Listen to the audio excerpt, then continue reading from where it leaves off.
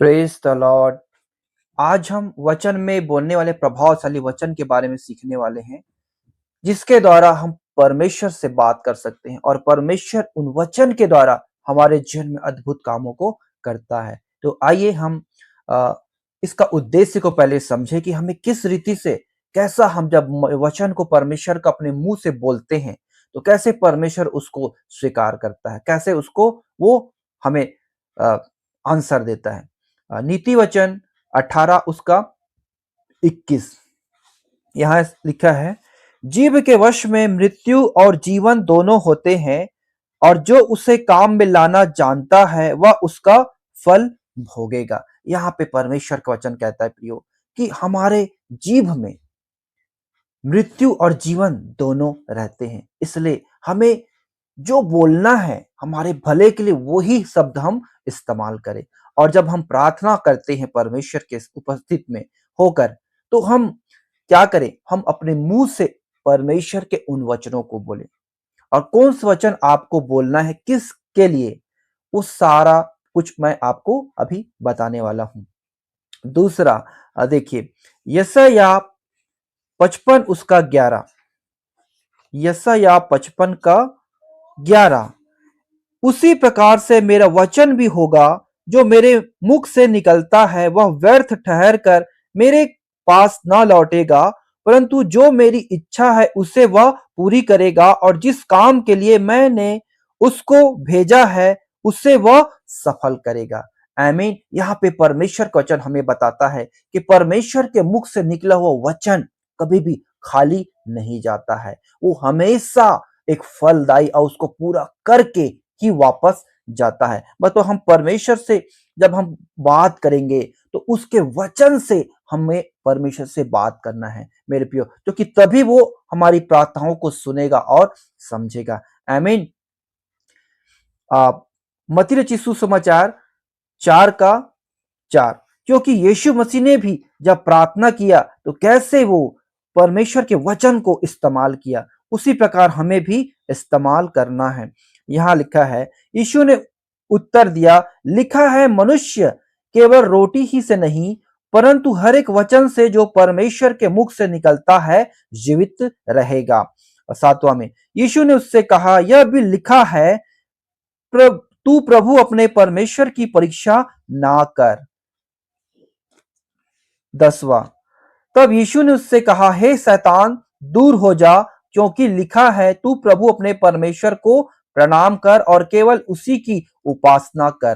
कहने का मतलब, हमारे जीवन में जो कुछ बातें आएगी तो हमें उसको लेकर रोना नहीं है, गिड़गिड़ाना नहीं है। प्रार्थना में ध्यान रखें, बहुत जने गलती करते हैं कि मेरे जीवन में ये हुआ वो हुआ और आंसू बहाते रोते हैं। आपको परमेश्वर के वचन के द्वारा आपको अधिकार मिलता है, आपको वो सामर्थ्य मिलता है ताकि आप उस वचन को उस जगह पे इस्तेमाल करें। जैसे यीशु मसीह ने यहां क्या बोला कि लिखा है कि मनुष्य केवल रोटी ही से नहीं परमेश्वर के मुख से निकलने वाले उस वचन से जीवित रहता है। हमारे सामने जो परिस्थिति आएगी उस परिस्थिति के हमें विपरीत उसको जवाब देना है। आई मीन, हम अभी परेशान हैं तो हम क्या बोलेंगे, मैं आनंदित हूं। परमेश्वर का वचन कहता है कि हम सदा आनंदित रहें, ऐसे हमें प्रार्थना में बोलना है। I mean. तो आइए प्रियो, मैं आपको क्रमानुसार कौन से परिस्थिति में कौन से वचन से आपको प्रार्थना करना है और उसका जवाब देना है, ताकि परमेश्वर आपकी प्रार्थनाओं को सुने और उत्तर दे और आप सभी का आप सामना कर पाएंगे। पहला है, भय और चिंता के समय में आप कौन सा वचन को प्रार्थना में बोलेंगे। आप ध्यान से सुने, अगर आपके पास नोटबुक्स हैं तो आप लिखते जाइए। भय और चिंता के समय में कौन सा वचन को आपको बोलना है, ध्यान से सुनिए। दूसरा तिमुथियुस 1 का 7, दूसरा तिमुथियुस 1 का 7 यहां लिखा है, क्योंकि परमेश्वर ने हमें भय की नहीं पर सामर्थ और प्रेम और संयम की आत्मा दी है। ध्यान रखें, जब भी आपके जीवन में वो भय आता है, वो परेशानी और जिसके कारण आप चिंता में चले जाते हैं, भय और चिंता के समय में, तब आप क्या बोलेंगे, ये जो वचन लिखा है ना, क्योंकि परमेश्वर ने हमें भय की नहीं पर सामर्थ और प्रेम और संयम की आत्मा दी है। आप इस वचन को आप प्रार्थना में बोलेंगे। जब आपके जीवन में भय आएगा, चिंता आएगा, तो आप प्रार्थना करेंगे, प्रभु परमेश्वर मैं तेरा धन्यवाद करता हूं। इस समय प्रभु जी मैं चिंता में हूं, परंतु तेरा वचन मुझे बल देता है, ढांढस देता है। तेरा वचन कहता है कि हमें संयम का आत्मा मिला है, प्रेम का आत्मा मिला है, सामर्थ का आत्मा मिला है। हम अब डरेंगे नहीं। शैतान तू हमारे सामने से दूर हो जा, क्योंकि परमेश्वर ने हमें सामर्थ का आत्मा दिया है। आई मीन ऐसे बोलकर आप प्रार्थना करें मेरे प्रियो, आपके जीवन से वो चिंता, वो डर, वो भय भग जाएगा। आई मीन दूसरा, चंगाई के लिए परमेश्वर ने, जब आप बीमार हैं मेरे प्रियो, आप कितने बार प्रार्थना करवाएंगे पासवान से? कितने बार? हर समय के पास ये अवेलेबल होगा नहीं होगा, लेकिन आपके पास ये बाइबल का वचन आपके पास ही है।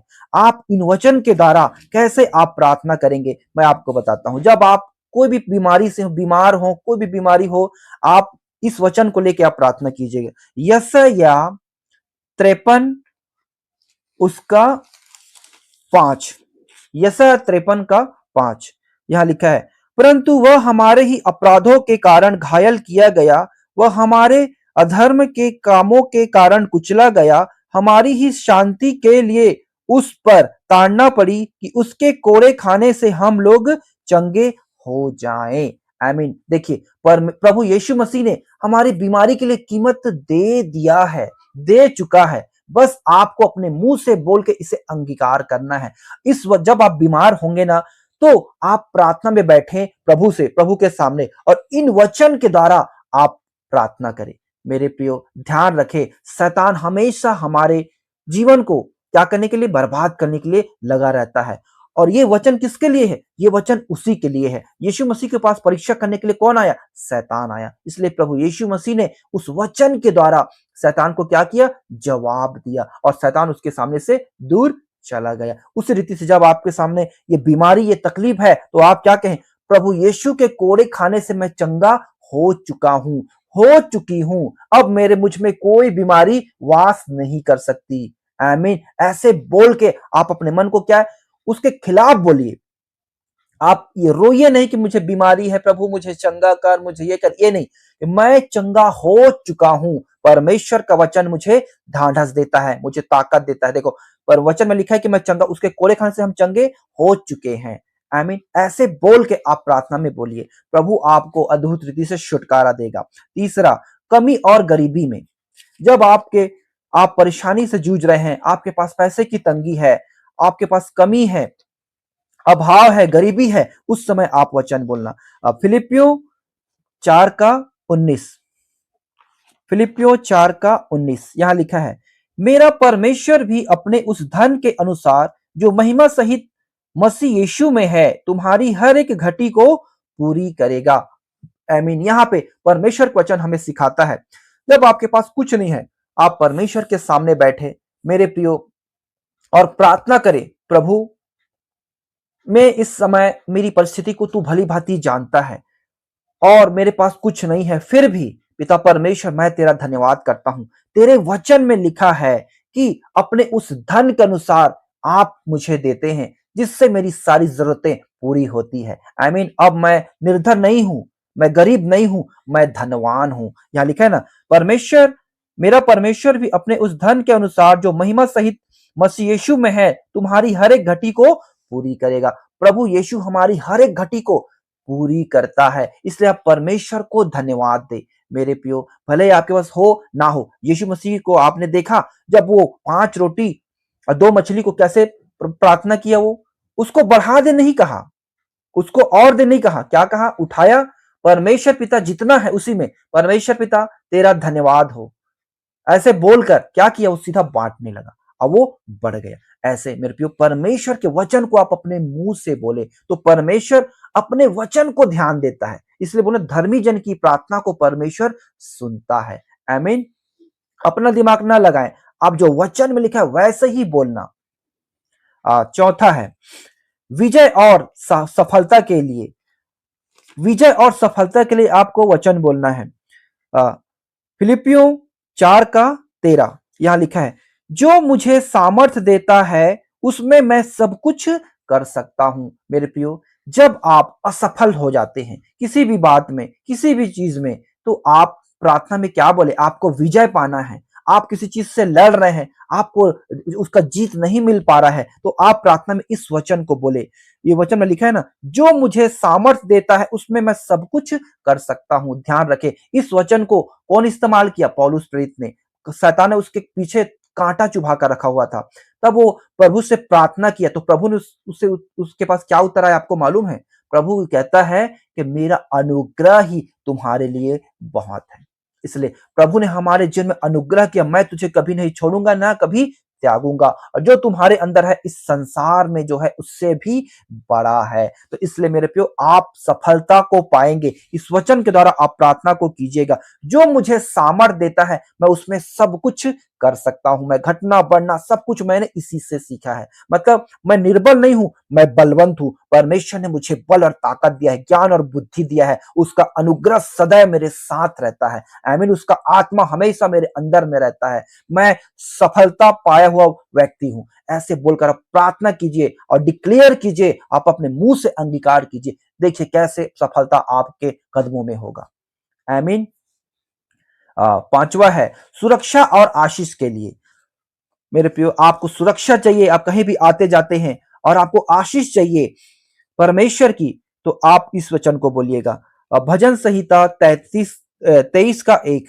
भजन संहिता 23 का 1 यहां लिखा है, यहोवा मेरा चरवाहा है, मुझे कुछ घटी ना होगी। यहां लिखा ना, यहोवा मेरा चरवाहा है, मुझे कुछ घटी ना होगी। जब यहोवा परमेश्वर हमारा चरवाहा है तो हमें क्या चीज की घटी होगी? समय पर वो हमें उस सारी चीजों को देगा। और वो अगुवाई कर रहा है, तो मेरे प्रियो, एक भेड़ का चराने वाला अपने भेड़ की रखवाली करता है, वो अच्छे अच्छे जगहों पे उसको लेकर जाता है, उसे पानी पिलाता है, और जब कोई शत्रु उसको क्या करता है? बिगाड़ने आता है, उसको लूटने आता है, तो वो चरवाहा लाठी लेकर खड़े हो जाता है और उसको वहां से भगा देता है। ऐसे सुरक्षा करता है, उन्हें आशीषों से भरता है। ऐसा ही परमेश्वर है हमारा, जो हमारी सुरक्षा करता है। बस हमें विश्वास करना है। अब जब आप ऐसे परिस्थिति में हो तो ऐसे इन वचनों को प्रार्थना में जरूर बोले, परमेश्वर आपको ऐसे ही संभालेगा। आमीन। और ये वचन कैसे पूर्ण होता है मेरे प्रियो, मैं आपको बताता हूं।